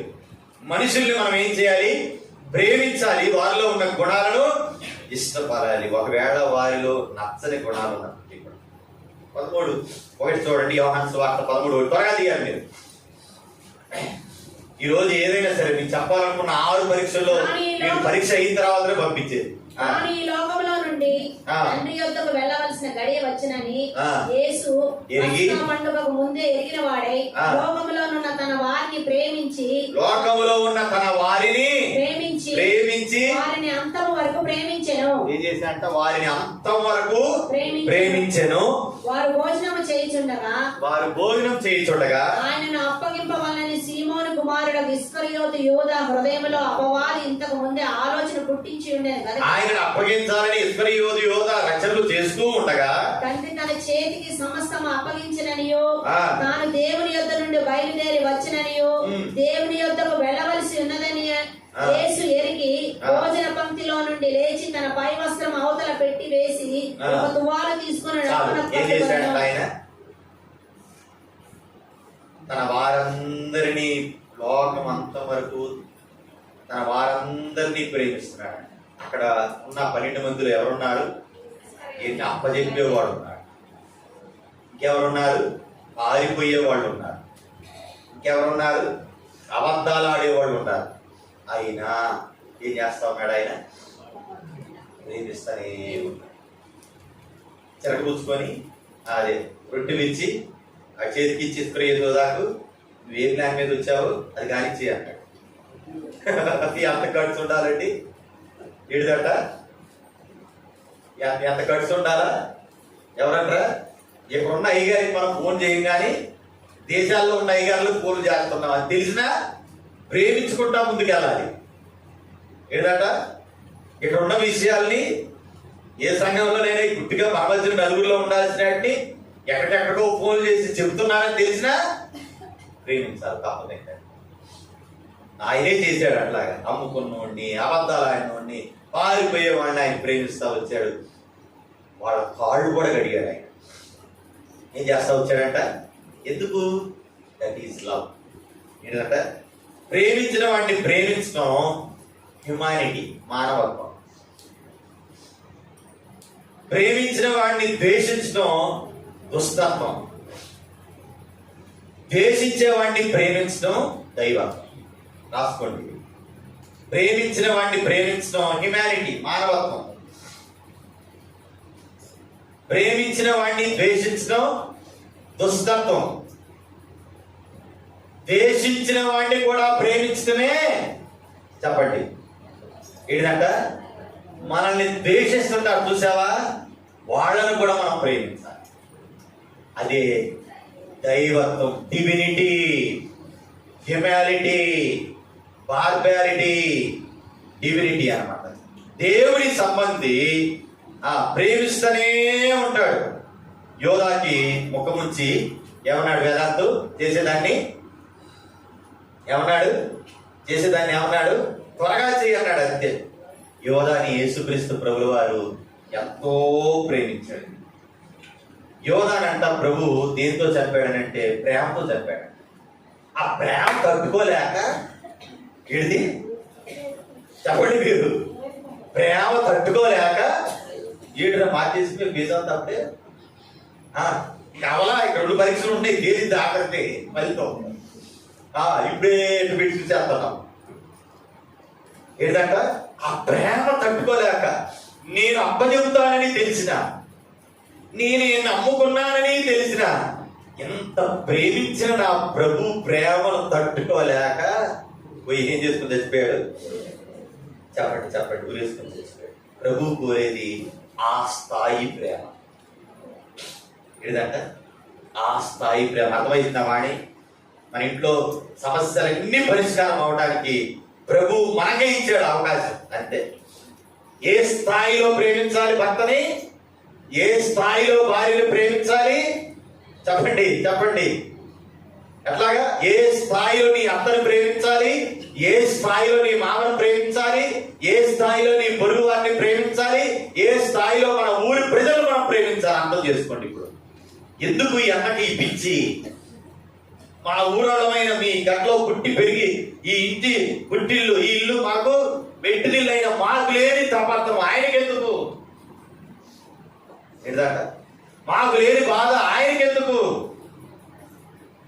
ప్రార్థన చేయమంటాడు. తెల్లవారుజామున వచ్చి గంట ముందు వచ్చి ప్రార్థన చేయమంటాడు. గ్రామంలో ఎవరికి బాగలేదు కనుక్కోమంటాడు, ఎవరికి ఏ ఇబ్బందులు అడిగి తెలుసుకోండి అంటాడు. ఏంటంట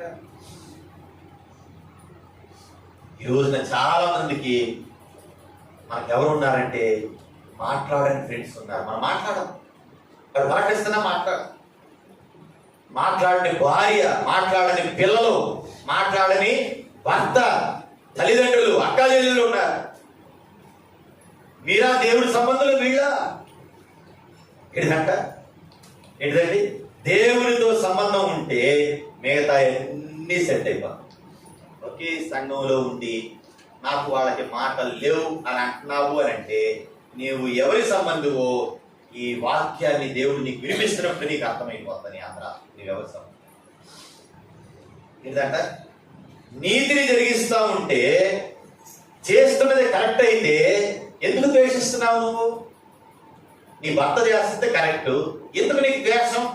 నీ భార్య చేస్తుంది కరెక్ట్, ఎందుకు నీకు ద్వేషం? ఏమండి అతను లేకపోతే ఆమె చేసేది మంచి పని అయితే మొహం ఎందుకు, అతను మొహం ఎందుకు చూడవు? నువ్వు మాట్లాడేది సరే అయితే ఎందుకు నువ్వు ద్వేషిస్తున్నావు? దైవజనుడు మాట్లాడేది సరైన పద్ధతిలోనైతే ఎందుకు నీకు అంత కష్టమవుతుంది? ఎందుకు నీకు అంత కష్టం పెట్టుకుని వస్తున్నావు మందిరానికి? ఎందుకు ద్వేషిస్తా ఉన్నావు? తప్పు కదా అది. నీతి వల్ల శత్రువు అయ్యాడా? మంచి చేయటం వల్ల శత్రువురాలు అయిపోయిందా? మంచి చేయటం వల్ల శత్రువు అయ్యాడా? ఒకటి గమనించండి, నీతి వల్ల శత్రువుడు అయ్యాడా, అనీతి వల్ల శత్రువుడు అయ్యాడా? అది ప్రాముఖ్యం. ఏంటిది? మంచి చేసి శత్రువు అయ్యాడా? చెప్పండి. చెడు చేసి శత్రువు అయ్యాడా? ఇక్కడ చెప్పబడుతున్న మాట ఏంటంటే 3:10 మంచి చేసి శత్రువు అయిన వాడిని సహోదరుడిగా ఎందుకు నువ్వు చూడలేకపోతున్నావు? ఇప్పుడు కనుక ఊరిలో పోతే ఎంత చెబుతారు ఒక్కొక్కళ్ళ మీద, ఎంత భార్యను చెబుతారు. ఎందుకు మనం ఫెయిల్ అయిపోయాం? దేవుని ప్రేమలో అంటే ఈరోజు పరిశుద్ధాత్మ దేవుడు నిన్ను ఈ పరీక్ష కూడా తీసుకెళ్లి పరీక్ష చేసుకోమంటున్నాడు బాలో చేయటానికి ముందే. ఏ స్థాయి ప్రేమతో మనం ఎదగాలి? రొట్టెలో శరీరంలో బాప్తిస్మ అనుభవంలోకి వచ్చిన మనం ఏ స్థాయి ప్రేమను చూపించబద్దులమైనా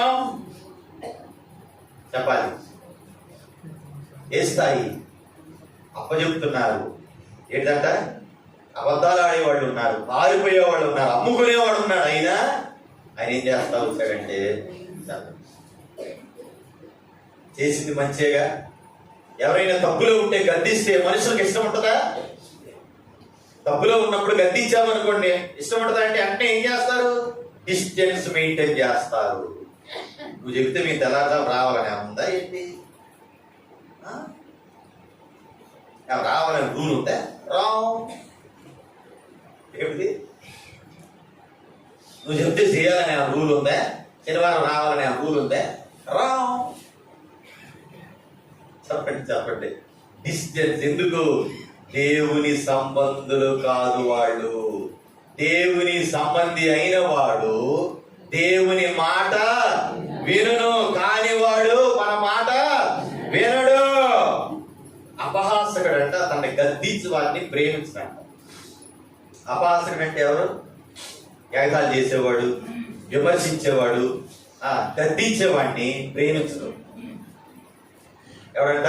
అపహాసకుడు అంటే ఎగతాళి చేసేవాడు, విమర్శించేవాడు, మంచి చెప్పేవాడిని ప్రేమించడంట. దీన్ని బట్టే తెలిసిపోతుంది నువ్వు దేవుని సంబంధివా లోక సంబంధివా అనేది. 5వ పరిశ్రమకు మనం వెళ్తే యోహాను మొదటి పత్రిక 4వ అధ్యాయం 4వ మాట, చిన్నపిల్లలారా మీరు దేవుని సంబంధులు మీలో ఉన్నవాడు లోకములో ఉన్నవాని కంటే గొప్పవాడు కనుక మీరు వారిని జయించి ఉన్నారు.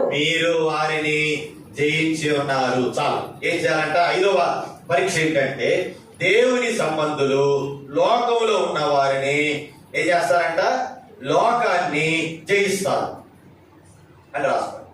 దేవుని సంబంధులు చెప్పండి. దేవుని సంబంధులు ఎవరిని?